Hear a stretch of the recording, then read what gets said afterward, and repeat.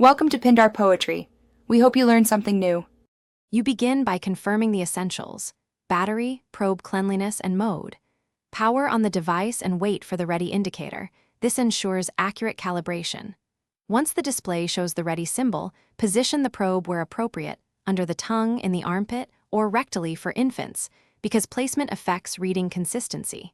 Make sure to keep lips sealed or arm held firmly to avoid air gaps. Press start and hold still. Accurate contact is the single most important factor for a true temperature.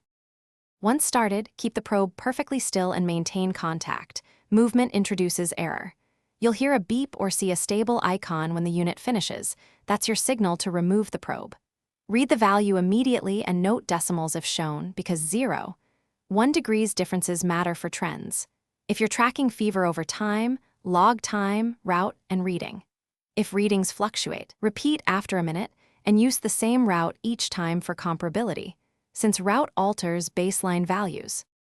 After reading, switch the thermometer off and clean the probe with alcohol. Proper hygiene prevents cross-contamination and maintains sensor accuracy. Store in a dry case at room temperature to avoid sensor drift. If you get an implausible result, first recheck placement and repeat measurement. Many errors are caused by poor contact or ambient drafts. If problems persist, replace the battery and consult the manual. Sensor failure or low power often causes inconsistent readings, and that's the key troubleshooting step to try next. Thanks for watching. Consider subscribing if we helped you.